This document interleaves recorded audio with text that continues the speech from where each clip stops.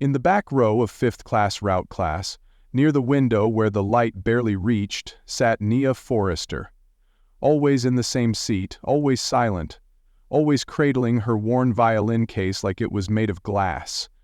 She was the kind of student teachers barely remembered during roll call, the kind of girl classmates overlooked or dismissed. Nia wasn't loud, didn't raise her hand, didn't laugh at jokes or linger in hallways. Her world was quiet, intentional, tucked away behind tired hoodies and downcast eyes. But there was something she carried every day without fail, that old violin. To most, it was just an odd habit, maybe even a cry for attention. No one knew the truth, that inside that battered case lived her voice, her strength, her sanctuary. Her silence wasn't weakness, it was a shield. She had no interest in being the center of anything, but even the quietest people can be forced into the spotlight. When two teachers casually mocked her in front of the class, asking her to perform at the school's talent show, they didn't expect her to say yes. They expected her to shrink. But Nia didn't shrink. She said yes with a calm so unexpected that the laughter stopped. No one knew yet that beneath the stillness was someone extraordinary. Nia Forester wasn't trying to be different, she simply was. And while the world kept ignoring her, she was quietly preparing to make them all listen, not with her voice, but with her music. Everything changed on an ordinary afternoon when Nia Forester became the punchline to a joke she didn't ask to be part of. It started casually, almost carelessly, when Mr. Buckley, the PE teacher oddly placed in charge of the upcoming school talent show, made a half-hearted announcement in class. "We've got spots open," he said with a shrug, listing off singers, dancers, magicians, like it didn't matter. No one really paid attention until Miss Dorsey, the strict math teacher known for her beige sweaters and cold smirks, nodded toward Nia's seat and said loudly, "What about our little violinist over there?" Her tone was mocking, her smile sly, and the room quickly caught on. Mr. Buckley chuckled without thinking. "Yeah, come on, Forrester, show us what that thing can really do." Laughter rippled through the classroom, not the harsh kind that stings immediately, but the slow-spreading kind that pretends to be harmless. But Nia felt it. She felt how they didn't mean it kindly. They didn't see her talent. They didn't see her at all. To them, she was just the quiet girl with a weird habit, something to laugh at, not take seriously. Whispers started, someone mimicked a screechy violin sound, another muttered something about cats fighting. Miss Dorsey brushed it all off with a fake sweet, "Just teasing, sweetheart," like that would erase the damage, but instead of folding into herself, Nia looked up, calm, collected, unmoved, and said simply, "I'll do it." The room went still. Even Buckley blinked, caught off guard. Nia didn't explain, didn't raise her voice. She just signed the clipboard as if she were placing an order, not accepting a dare. Her quiet defiance wasn't dramatic, but it was powerful. For the first time, people saw her not just as a shadow in the back row, but as someone with a spine, someone they didn't fully understand. Miss Dorsey's smirk faltered. It was the first crack in their assumptions. They'd expected Nia to be invisible forever, but now she'd accepted their challenge, and everything that followed would prove she was anything but small. Behind Nia Forester's silence was a world no one at school ever saw. While her classmates judged her by the violin she carried, they didn't know where that music came from or why it mattered so much. After school, Nia didn't hang out by vending machines or scroll through her phone like the others. She walked 4 quiet blocks home to a faded apartment building, climbed the crooked stairs to 3C, and stepped into a small, crowded world she shared with her mother and 6-year-old brother, Miles. The apartment always smelled like old carpet and reheated noodles, but it was also where her real self lived. As soon as she closed the door, Nia opened her violin case, not for school, not for praise, but because it was the only thing that felt truly hers. She practiced with a towel under the door so neighbors wouldn't complain, and every time she played, her mother would listen quietly from the other side of the wall. If she hit a wrong note or broke rhythm, her mom would tap 3 times. No scolding, just a quiet signal, try again. Her violin wasn't fancy. It had scratches from other hands, a bow that frayed like a shoelace, and a buzzing E string she had to retune constantly. But when she played, it spoke for her. It screamed, whispered, cried, and healed. Music was her language. Her grandfather, who passed when she was 9, had taught her to play blues on a beat-up fiddle. He used to say, "Let the instrument tell your truth when you can't," and Nia never forgot that. So while the kids at school saw a girl with old sneakers and a tired hoodie, they missed the storm living just beneath her skin. The storm she poured into every note. Her mother worked nights cleaning office buildings and came home just before dawn, too exhausted to stay awake, but never too tired to listen. And Miles, curious and wide-eyed, often sat in the doorway watching her fingers dance, asking why her songs always sounded like crying. "Happy and sad sound the same sometimes," she'd say. It was in this quiet, dim apartment with peeling paint and shared dreams that Nia built herself in secret. Every note she played was a piece of who she was, and no one at school had any idea what kind of truth was waiting to be heard. As the talent show approached, whispers about Nia Forester began to swell in the hallways like background noise that refused to fade. Her quiet yes had unsettled people, made them curious but also amused. Most didn't believe she would actually go through with it. By the time the sign-up sheet was posted outside the front office, her name, number 16, looked out of place, almost like a mistake. "Who's Nia Forester?" someone asked, chewing the tip of a pencil. "That girl with the violin," another replied, smirking. "Probably gonna play Mary Had a Little Lamb and cry." The laughter returned, low and easy, but Nia didn't flinch. She heard every word, tucked them away like kindling for a fire. At lunch, Mr. Buckley, still carrying himself like this was all a joke, called out across the yard, "You ready, Forester?" She didn't answer, just looked at him, expressionless, unreadable, and kept tuning her violin. In the teacher's lounge, Miss Dorsey scanned the sign-up list and scoffed. Seriously, who let her sign up? Mrs. Tran, the art teacher, replied calmly, "She signed up herself. She's got the same right as the rest." But Dorsey wasn't convinced. "She's setting herself up," she muttered. "She's going to fall apart on stage." Mrs. Tran only said, "Maybe she surprises you."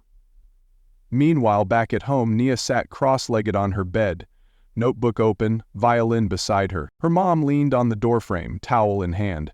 "You don't gotta prove anything to people who don't even see you," she said. Nia didn't look up. "I'm not doing it for them," she replied. "Then who?" her mother asked. "I guess, me." And that was the truth. Every night, Nia practiced until her fingers went numb. She wasn't rehearsing a song from a movie or a trending melody. She was perfecting something original, a piece she'd composed herself, blending classical discipline with raw blues emotion. She didn't give it a name. It didn't need one. It was pain and strength, sadness and pride, all wrapped into a storm of sound only she and her violin could understand. While others placed bets on her failure, Nia was writing a performance they couldn't compare to anything they'd ever heard. She wasn't preparing to prove anyone wrong. She was preparing to finally be heard. Friday arrived faster than anyone expected, and with it came the moment that would change everything. The school gym was packed, folding chairs set in crooked rows, the air thick with floor polish and nerves. Students filled the space with noise, laughter, and the buzz of anticipation, most of them hoping to witness someone mess up for their entertainment. Backstage, Nia sat alone with her violin resting in her lap, her fingers tapping a silent rhythm against the wood like a private code. She wasn't thinking about the jokes, or the teachers, or even the crowd waiting on the other side of the curtain. She thought of her mother's tired hands, her little brother's curious questions, and her grandfather's voice whispering, "Make them feel it." That was her goal. Not applause, not approval, just feeling. When her name was finally called, stumbled through awkwardly by the announcer, the crowd barely reacted. A few claps, a cough, someone shifting in a squeaky chair, but then Nia stepped onto the stage. She didn't speak. She didn't sit. She just raised her violin to her shoulder and began.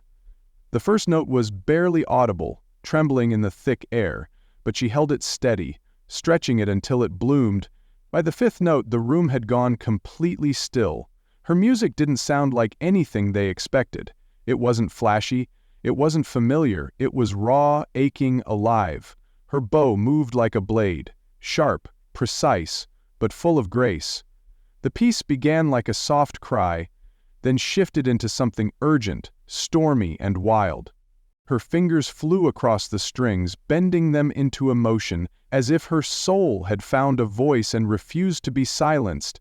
Eyes closed, body swaying, Nia poured herself into every note, and when she reached the final phrase, she held the last note so long it felt like time itself paused.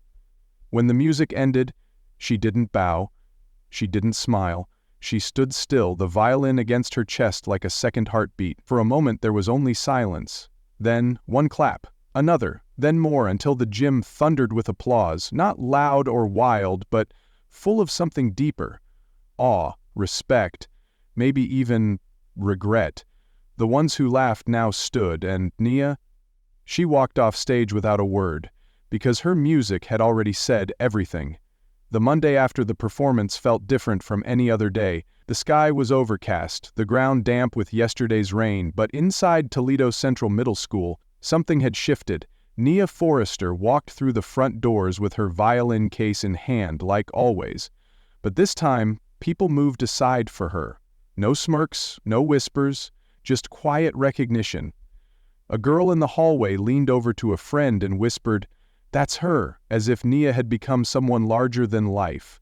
But it wasn't fame she felt. It was something gentler, something stronger, respect. Mr. Buckley passed her by the lockers, flashing a sheepish smile. "Hey, amazing job Friday," he said, awkward and unsure. Nia gave a small nod and kept walking. Then came Miss Dorsey, standing in her usual spot outside her classroom with a stack of worksheets. For a moment, she just looked at Nia like she was trying to understand something she'd never taken the time to see. "Miss Forester," she said carefully, "may I have a word?" Nia paused, unmoved. "I owe you an apology," Dorsey continued, her voice less confident than usual. "What I said last week, it wasn't right. I made assumptions. I'm still learning." Nia met her gaze and answered with quiet strength. "You should have seen me before Friday." It hit harder than any insult could have. Nia didn't need anger, she had truth. That afternoon in the cafeteria, Malik slid a chocolate milk across the table toward her. "Next time," he said with a grin, "we play a duet." She rolled her eyes but smirked, the sound of her laugh catching more attention than anything she'd ever said in class. At home, the violin stayed in its case for the evening. Nia curled up on the couch beside her little brother, watching cartoons with the sound off. "You not practicing?" her mom asked from the kitchen. "Not tonight," Nia said. "You good?" Monica asked. Nia thought for a second, then nodded. "Yeah, I'm good." Not everyone who clapped had changed. Not everyone who stood that day truly saw her, but some did. And that was enough. Enough to shift the silence, enough to make space. Enough to remind the world that sometimes you don't need to shout to be heard. You just have to play your truth and make them listen. Nia Forester's story reminds us of a timeless truth. Strength does not always roar, it often whispers. In a world that rewards volume and visibility, it's easy to overlook those who move quietly, who carry their burdens with grace, and speak not with words, but through actions. Yet often it is these very people who carry the deepest wells of resilience. Nia teaches us that dignity, persistence, and authenticity are not traits of the past, they are anchors in an uncertain world.